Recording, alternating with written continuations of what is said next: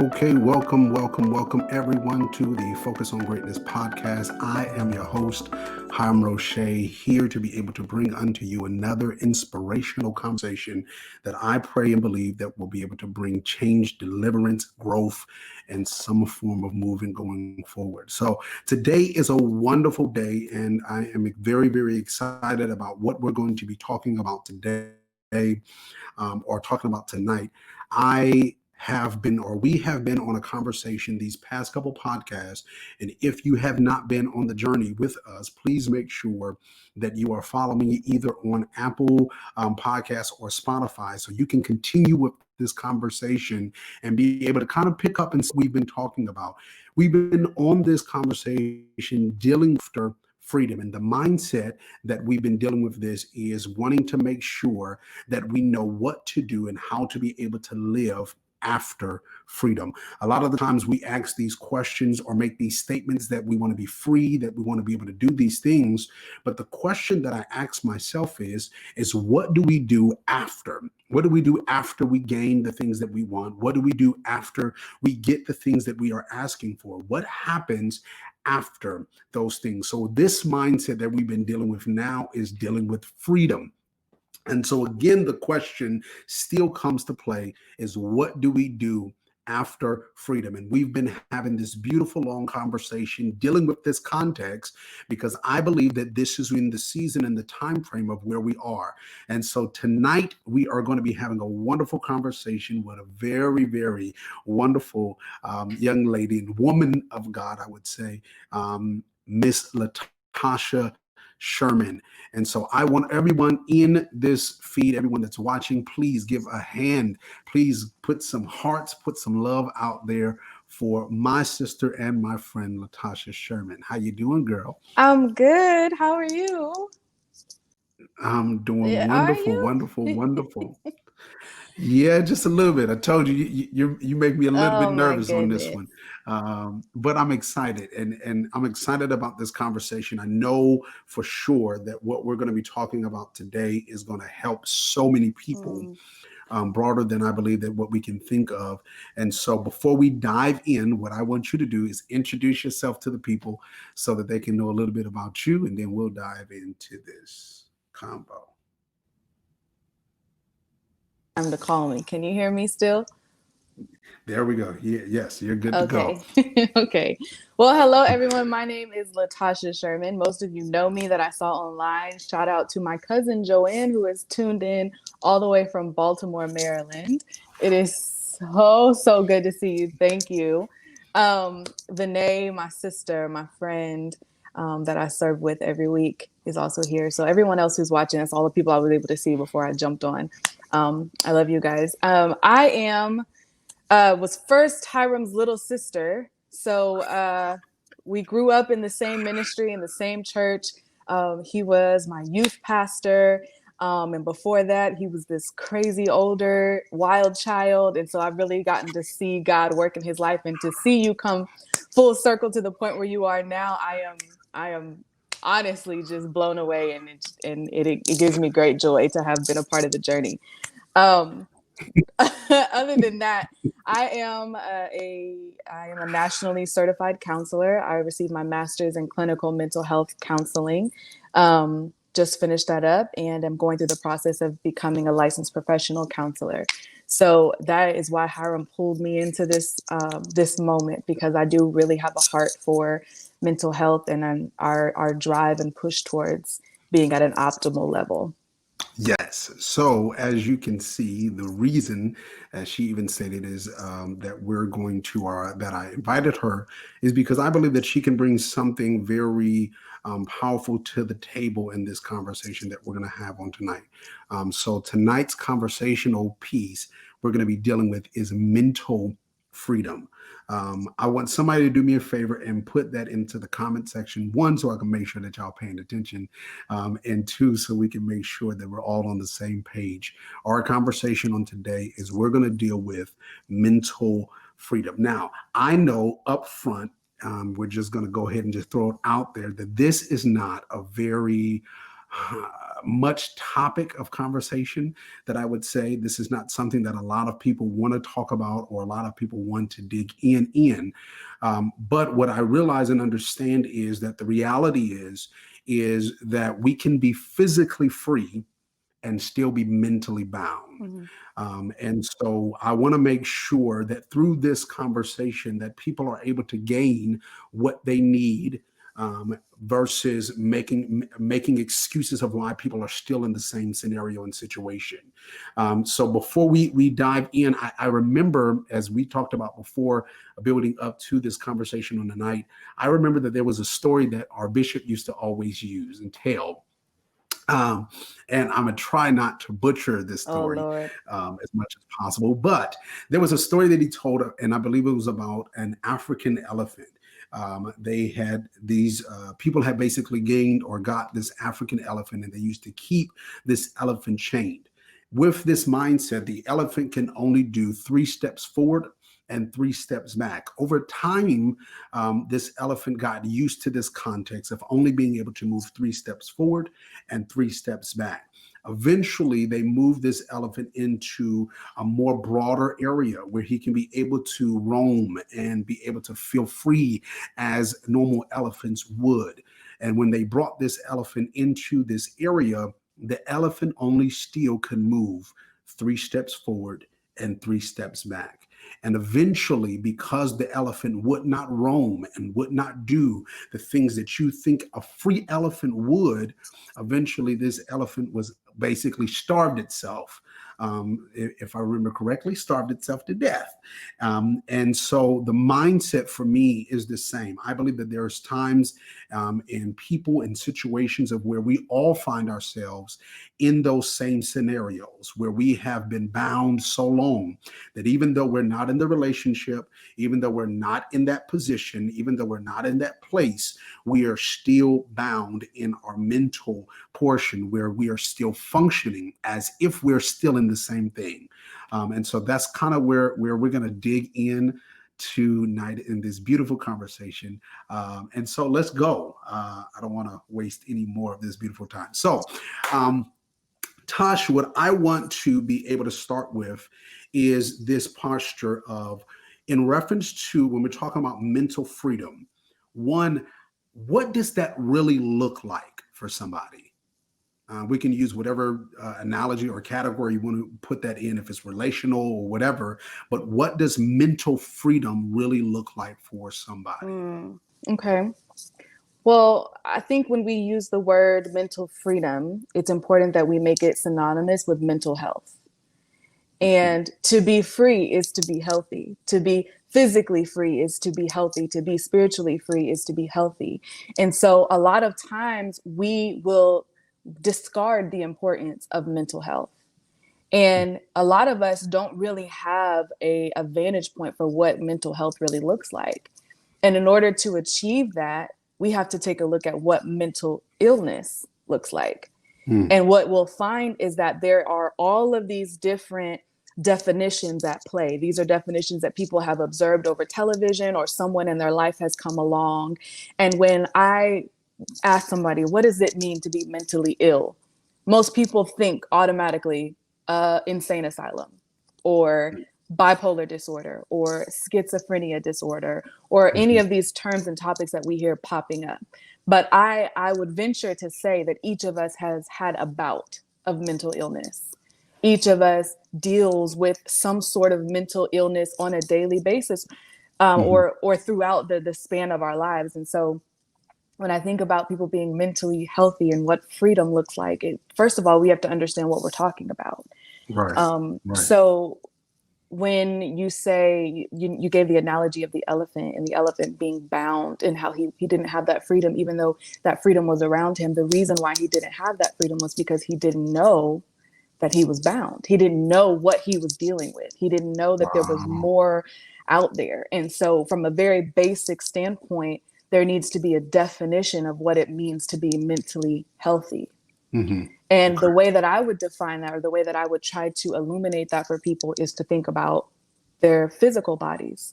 So we have learned all of our lives that we are triune beings. We are spirit, soul, and body, right? We are these three things working together. And most of the time, our body is kind of following what our soul does. And if we pray really hard, our spirit can take command. That's the goal. Right, But right. even in that, I would venture to say that we put more emphasis on our body being healthy. And those of us who are saved, we put a lot of emphasis on our spirit being healthy.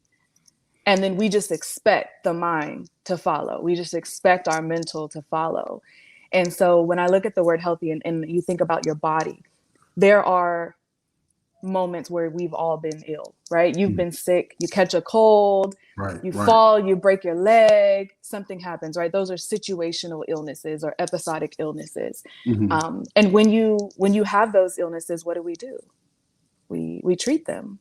Right. We treat them. We take the time to address what has happened to us in that moment.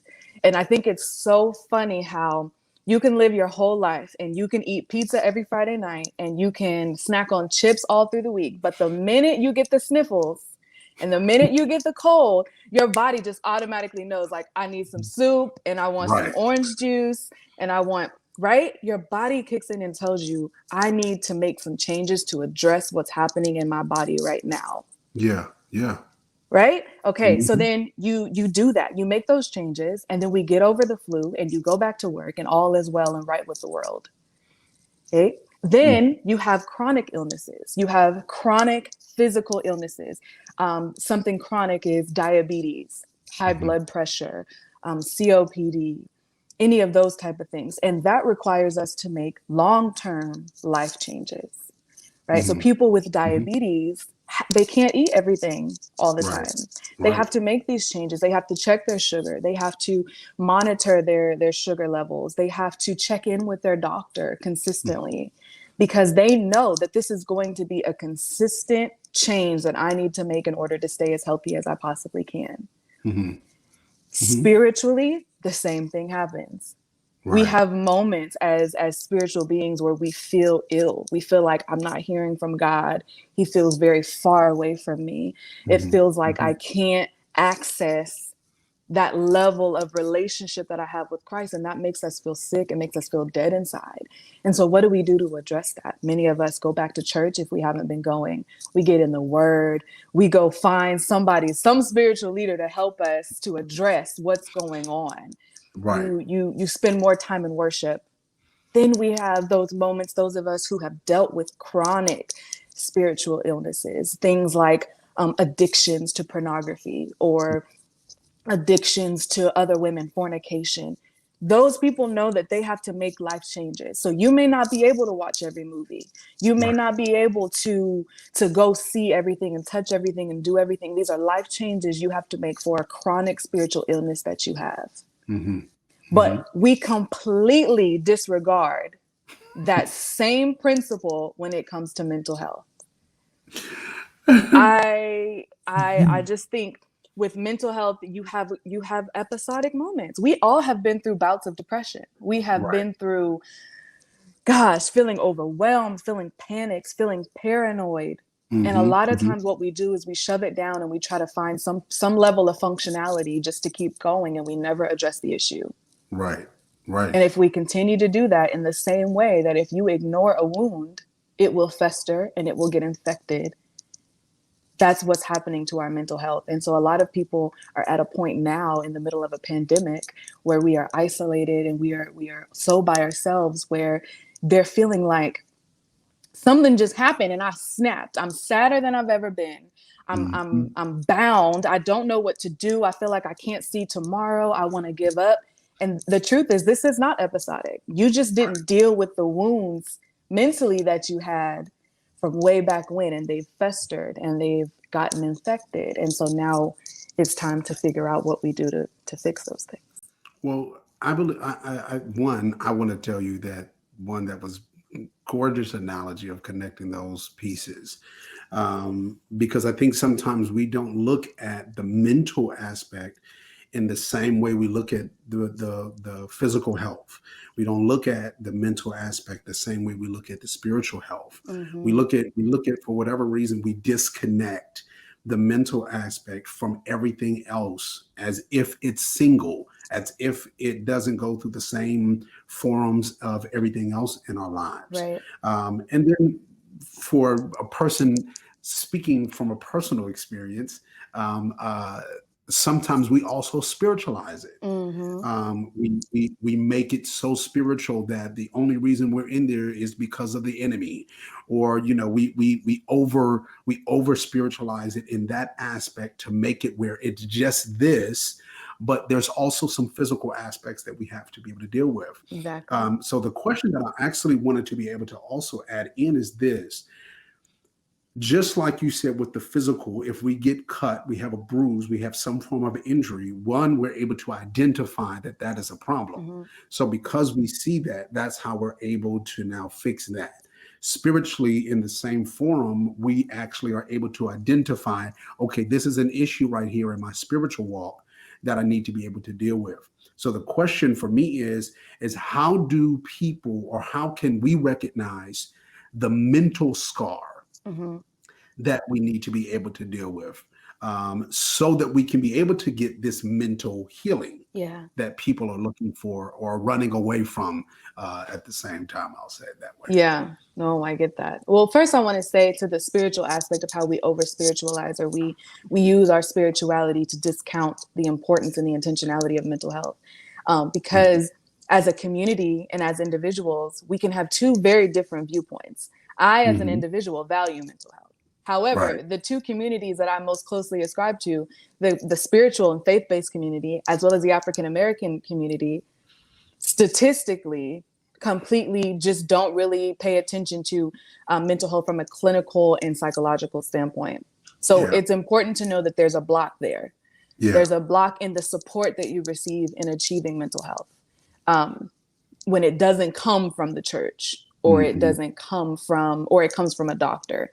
Right. There's a Right. lot of cultural influences and kind of like systematic oppressive influences under there, but that's a whole nother conversation. Mhm. So when it comes to how to address, it's very, very, very simple.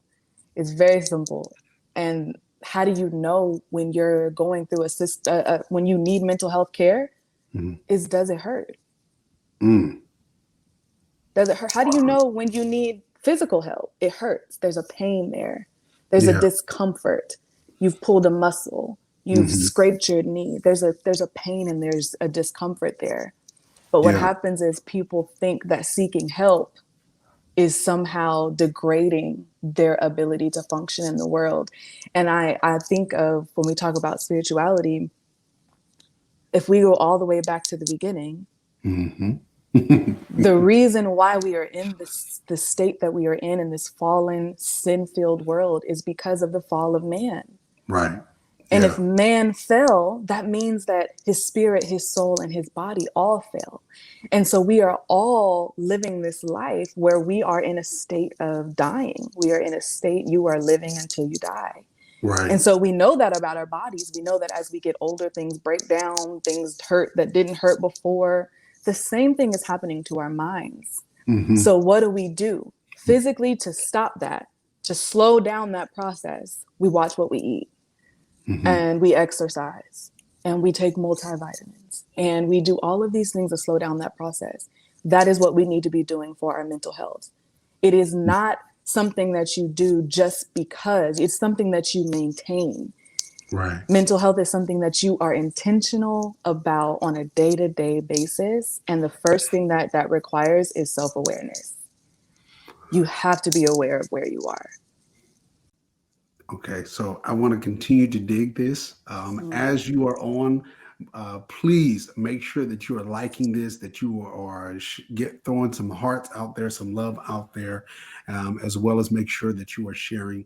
I want to dive a little bit deeper because what, um, okay, so we're going to just throw myself in there. As a Mm. person that has dealt with this context of conversation that we're talking about, why do the majority of people want to run from it versus face it? Yeah. I'll say for me, when I knew that I was going through my scenario and situation, I ran from the context versus trying to actually deal with it. So that's one question that I want to pose. But then also backing off of that is, for me, I ran from the problem because I didn't want to deal with the problem itself. But then I think it was vitally important for me, and I know for other people, is the other thought was, who do you run to? Mm-hmm. So we have a scenario, combination of scenario. I'm running from dealing with this mental aspect of the problem that I'm being dealing with. Now it's gotten to a point where it's overwhelming me and I can't control this scenario or situation that I'm going through mentally. But then the other piece is, who do you run to? So I want to kind of deal with both of those, and we'll continue to dig since I'm out here now. Yeah, you out here. You out here. Well, I think one of the reasons that we run from the idea of getting help or even acknowledging that we are broken is because we turn around and see ourselves. We don't want to look in the mirror because maybe I'm the one who broke me. And there's something insufficient. We have a feeling that there's something insufficient about me. That if I admit that I'm in this broken place, I don't want to admit it to myself. We're afraid to not be whole mentally. We're afraid to admit that, not just to other people, but to ourselves. Because at the end of the day, you go home to yourself. Right. You are in your thoughts. You are in your head. And so physically, we can admit it because typically there's an external blame that we can put. Oh, I fell, or, it runs in my family, or there's something else going on that has caused me to hurt in this way. Yeah. Even spiritually, the devil, we blame everything on the devil. It's just the enemy. It's the enemy. But when you have to look at you, we don't want to do it. Yeah. That's one thing. The second thing is, sometimes there is trauma involved that is so deep. And like I said, when you don't address things at a small level and they continue to build up, I'm reminded of a trip that we took to Jamaica. And for those of you that don't know, my brother is also a missionary in these streets. So he's been on a few tours with us. And in that, on a particular trip, I got stuck with the healthcare team. And I am not that person. I'd rather be with the kids. But I got stuck with the healthcare team. And I got pulled into this room, and this man's foot was like rotting off. It was completely rotting off, and he had put several socks on top of his foot. And when he came in, he said, "Can you look at my foot?" And as we pulled back those layers, we saw that his foot was like infected down to the bone. But he hadn't looked at it. He hadn't seen it in months because he knew it was bad, but he just didn't want to see how bad it was. Because he knew that he should have done something sooner. But since he didn't do something sooner, he didn't want to address how bad it had gotten. And that's a lot of us mentally. We don't want to look at how bad it's gotten because we're afraid there won't be a cure. But that's where your faith comes in. Right. Because there is a cure. There is always a cure. And whether it be by miracle or by medicine, you can get help. So I think that's one reason why we avoid going to that place. Yeah. So yeah. I hesitate to really go into how do you get well, because it's different for everybody. It's different for everybody.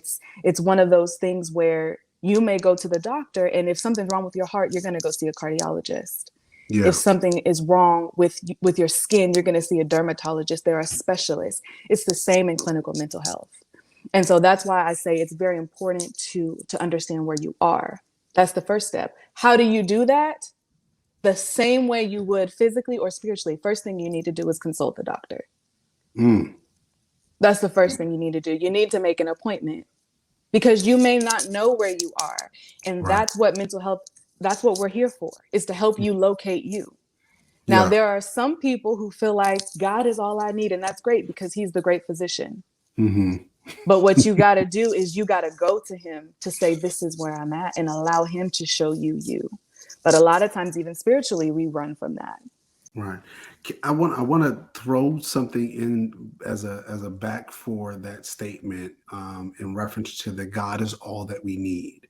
Mm, And now I'm preferencing this because I know we have a combination of different people on here. Some people that know me, some people that don't know me, some people that will listen to me later on that might be like, wait a minute, I love the Lord deeply. mm-hmm, That's literally all I mean, I can eat, breathe, and go conversation with that. But I do believe that there is also a pragmatic piece that God gave unto us to be able to take advantage of this piece. I believe that God, yes, God is all that we need, but God also gave us help. mm, And I think sometimes what we do is, again, we dive so much into this aspect is that God is all that we need. And we don't realize the mindset or the context of God gave you help. We take the help when it's our spouse. mm-hmm. We take the help when it's our pastor, but we don't want to take the help when it's somebody else. And so it's one of those things. And I know this statement that I'm about to make, surely for some Christians, surely for our beautiful African American community, this is almost like a cuss word. But therapy is not bad. It's not a bad thing. It's not a bad thing, but it's something that, again, we shun from, to be able to use this context of, no, God can help me through it. And I think sometimes we have to just really realize, yes, he can. And some of the reasons why way he can is through this context of being able to sit with someone and them being able to help you out mentally. So I do want to, God, Tasha. All right. So I do want to do this because one of the things what I want to do is just for the people, certain people that are, or a group of people will use this because I want to give somebody at least the category of mindset to be able to say, okay, if I'm in this scenario or I might be in this situation, then I can be able to get the type of, I know what type of help I might need to go get, or I need, or what boundaries I need to set for my life Mm-hmm. mentally. So that I don't find myself breaking down mentally, so I don't find myself doing something outrageous because I didn't take care of my mind mentally, and now I'm infected, and Mm-hmm. I'm worse in a worse position and situation. So one of the things I want to deal with, and I mentioned one of these in my last conversation on Focus on the podcast, this mindset of abandonment. Mm, I know a lot of people deal with this context. And so, for a scenario, if I am I'll just use myself. I'm a male now, about in his beautiful 30s. mm-hmm. I'm not going to put my full age out there, but my beautiful 30s, and just use me as a scenario of where I've been. I've had abandonment issues since a child, either because either relational wise for whatever reason, or just I just had a lot of different breakups or situations, whatever that might be. Mm-hmm. What context would you be able to give me, one, as a help to what I would need to do or sit down, mentally, but then also, again, the boundaries that I need to be able to put in my life so that I don't fall into those other situations that go with that bondage or that peace. Okay. I know That that's was a a heavy loaded conversation. question. That was a loaded question. So I want I'm to sorry. make sure that I understand. So we're taking a look Mhm. at the comment that I made about understanding where you are and Mhm. looking at abandonment. I think it's so beautiful that you use that because I've really been looking at abandonment through the context of this quarantine, Mhm. because it's affecting so many people. And what I Mhm. found was Jesus was quarantined. It's crazy. It's crazy. But in Matthew chapter 4, it speaks of a self quarantine where it talks about Mm. how after Jesus was dealing with disciples and doing all of that, it says he went away. Mhm. He went away to be apart. He went up into a mountain. That's a quarantine. What we're Right. having to do right now is to be away from people. And a lot of people are feeling that abandonment because they're not getting the interaction with people, the physical contact. They're not getting the word at the rate that they were getting it. And when I Mm-hmm. think about Jesus and how he was in this mountain quarantine with the Lord and fasting, what the disciples must have felt like. Mm. That Mm. this God, this prophet that had been with them so close all this time, had to take some time and go away. Yeah. And we don't know if he explained fully to them, this is where I'm going. This Right. is what I'm doing. And so I think about John, who the Bible speaks about how the love between him and Jesus was just so strong. What that Mm-hmm. time felt like. 40 days? Where are you at? You know, if we think about somebody that we're very close to, if they just disappear for 40 days, what that might feel like. Right. So you Right. have the disciples dealing with abandonment. You have Jesus quarantined. And then you think about the process that he went through. So it says after 40 days, after he had fasted, the devil came to tempt him. Mm-hmm. And Mm-hmm. so he tempted him with the first thing that he was missing, his sustenance, his bread, things that he Right. had not gotten. So when I think about abandonment and how we know when we need help, my first thing is, does it hurt? Mm. And most of the time the answer is yes, there's something in you that hurts. There are tears that you can't explain. There are adaptations that you do. For instance, a lot of people with abandonment issues lash out. They Mm-hmm. become angry with people for doing minute and small things. In the same way that if I'm an ex-athlete, I fractured my ankle. And so sometimes if I am dancing too hard on the stage as a worship leader, my ankle hurts. And so I have to overcompensate. Right.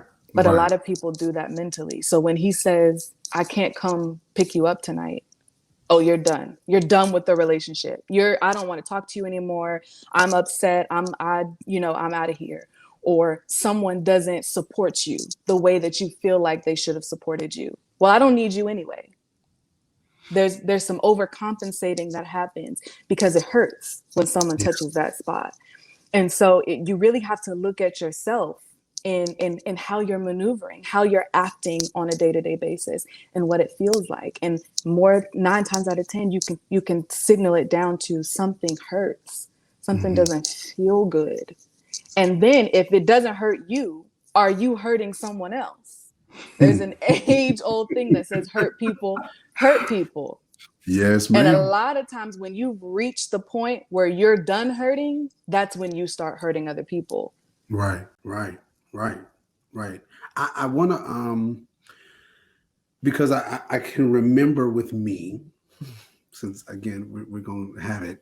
I remember with me a lot of the statements that I would make would be, I'm a distance myself because they only using me.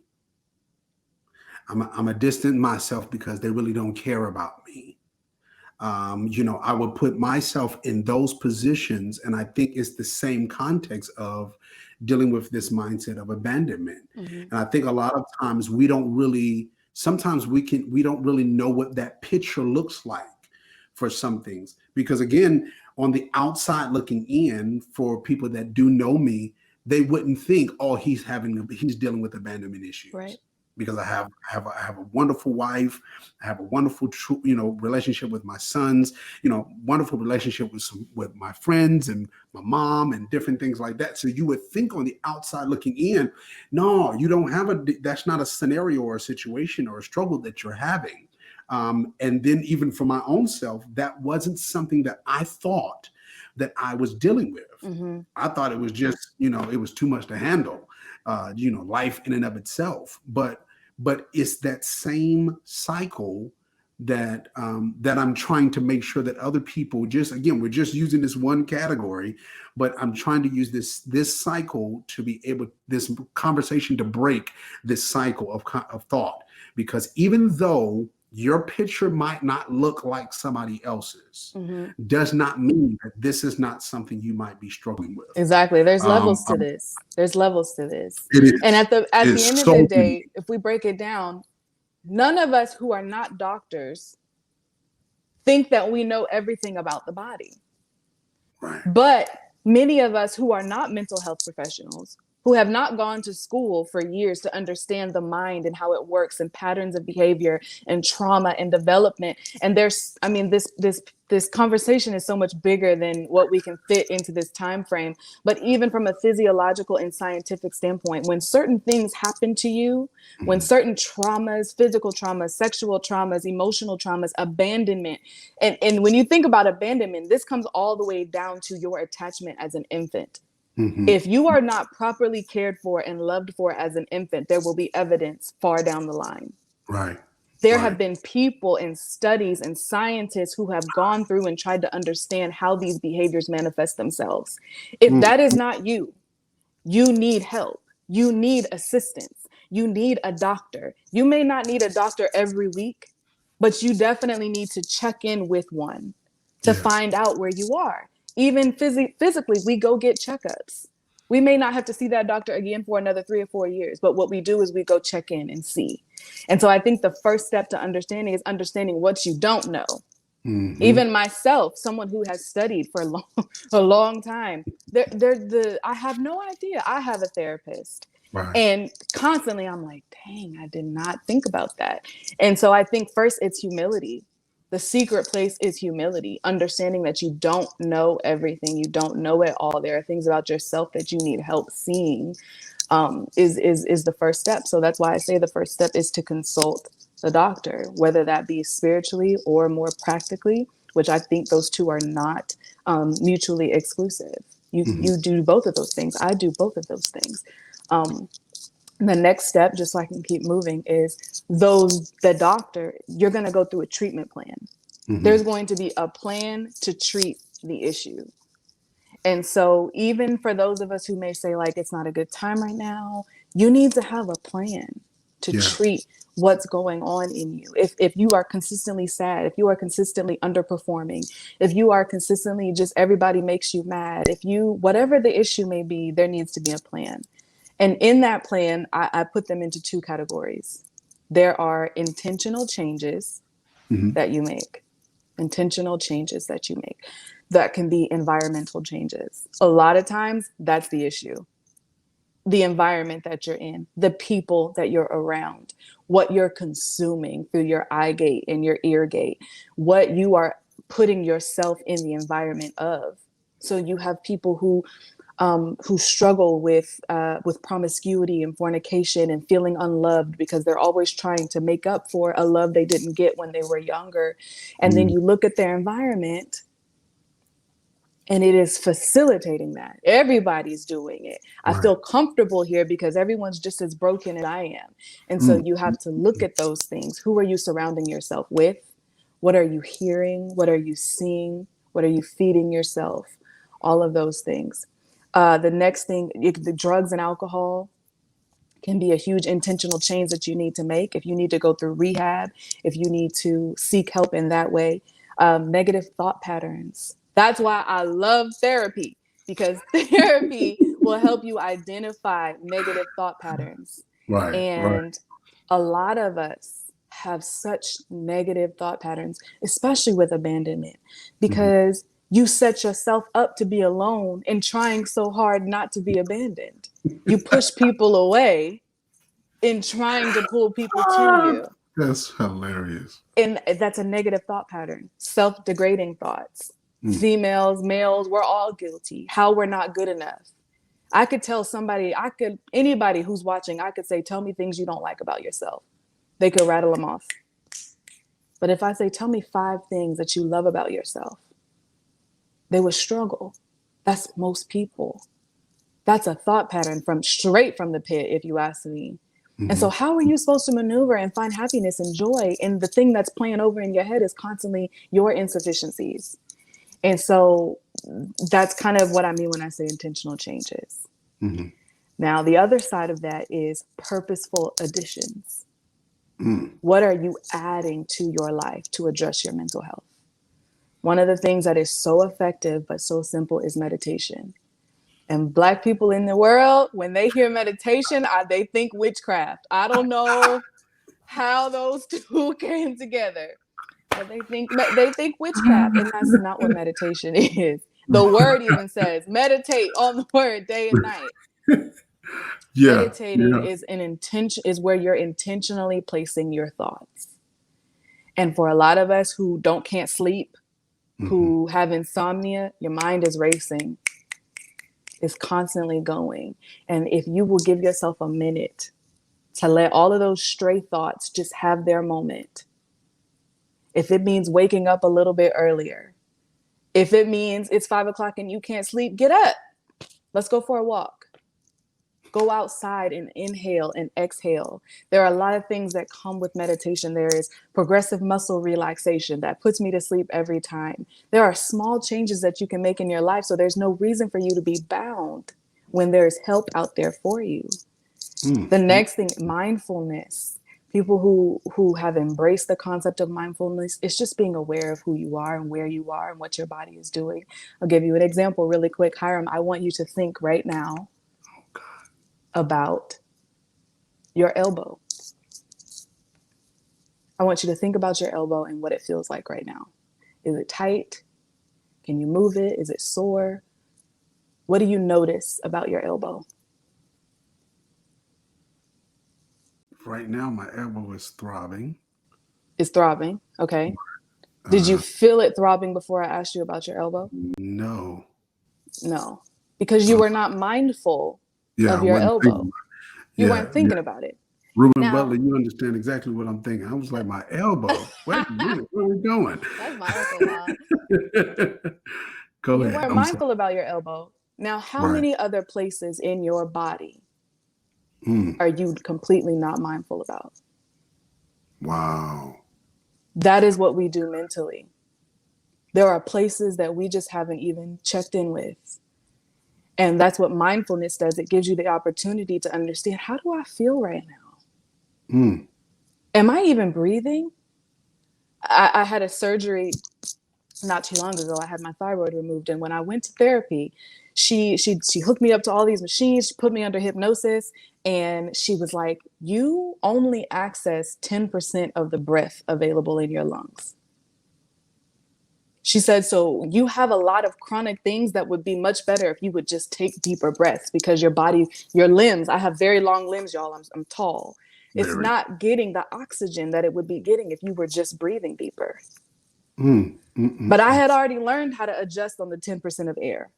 Completely unbeknownst to me, there's all this other access that I had to a healthier life. But I never would have known that had I not consulted my doctor. Wow. So that is what I'm saying to the people today, is that you may not know what your elbow feels like until somebody points it out to you. But you could be walking around with a lean and a limp because you're just not aware. So that is why mental health, and that is how you get free. You get free mentally by addressing it, by seeking the help, by planning the treatment, by making intentional changes, by adding, with additional purposeful additions. There's so much that you can do, and I cannot address everything in everybody, but that is why I am an advocate for getting help and assistance. Well, as all of you that are on and that are listening can be able to tell, this is one of those conversations that has to continue, because when it comes to the context of mental health, it's not a short conversation. It's so much that has to be dealt with. There's so much that has to be shown, so much that has to be able to be kind of like the curtains pulled back on. And so I believe that this is going to be a beginning of some more conversations to come. But before we dive off, I do want to be able to say this, Tosh. One, thank you. Thank you. Thank you for coming on. Thank you for trusting your big bro, to be able to jump on and put yourself and your name on here. And so I want to say thank you for that.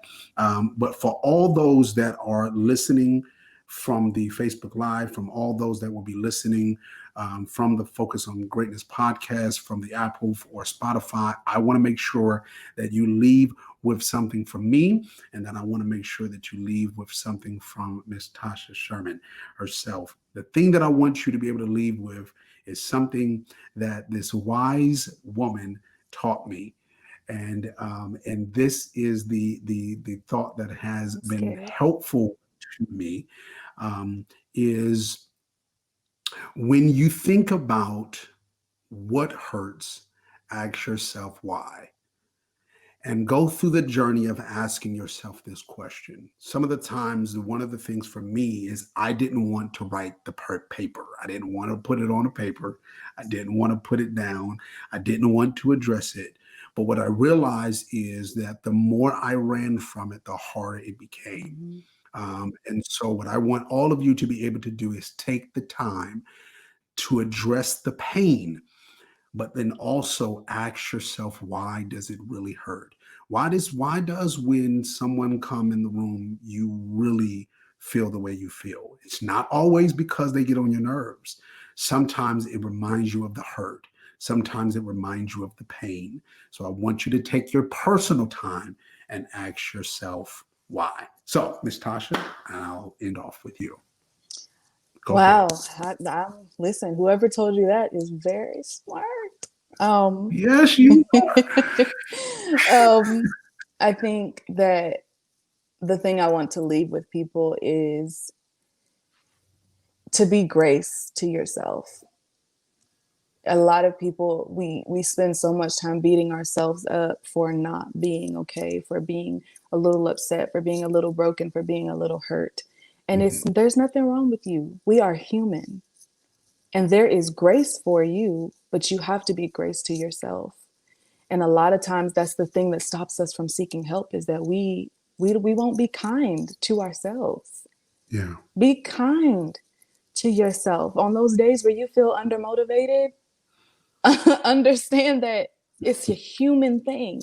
It is a human experience to go through illnesses, to go Mhm. through depression, to go through all of these different things that come along with mental health. Be kind to yourselves, be grace to yourselves, and then go seek the one who is grace and who is kindness and who is love and who is long suffering. We would not need all those things if we Mhm. weren't as imperfect as we are. So that would be my main thing. Also, if you are in position and you're like, listen, I'm ready, I want to have a consultation. Let me just talk a little bit about um, Yes, let me ma'am. just talk a little bit about where you can get help. So, statistically speaking, for all of my brothers and sisters in the faith, African Americans prefer at a very high rate. I hesitate to say the exact statistic, but it is in the high 90s, who say, I am Black, I want a Black therapist. Mm. I think that a lot of that is tied to our experiences here in America. It's tied to who we trust intrinsically, and yet there is a shortage of mental health professionals out there. So for anybody who's looking for a career path, we need you. But Plug. you can go to Psychology Today, psychologytoday.com, and you can shop for a therapist. And a therapist is much like finding a significant other. You don't just pop up and choose anybody. You see how you connect. Most therapists will have a free consultation where you just talk to them, and at the end of therapy you should feel like, I want to talk to them again. So I want to put that out there. If you are in the Killeen, Central Texas area and you are seeking mental health services and you have a child in your home that is under the age of 17, you can come to Starry Counseling. Hiram has all of these links. He's going to put them up there. You can go to Starry Counseling. That will help you in terms of parenting. And listen, all of this is very true for our kids. All of this that we discuss is happening in our children. And so getting them access to mental health services is also something that I am a huge advocate for. I counsel children now, I do teens. I am facilitating a group on Tuesdays and Thursdays for youth girls ages 13 to 17 who are dealing with stress and anxiety. With school like it is right now, there's a lot of stress and anxiety, a lot of overwhelming depressive feelings. And so I'm facilitating those groups. If you want more information, please inbox me and message me. There's a couple other links that I've listed that you all have access to. Everything is telehealth. You don't have to leave the comfort of your home. So if ever there was a time for you to get the help that you need, now is it. Thank you, ma'am. And I'm You're glad you did welcome. say that as well.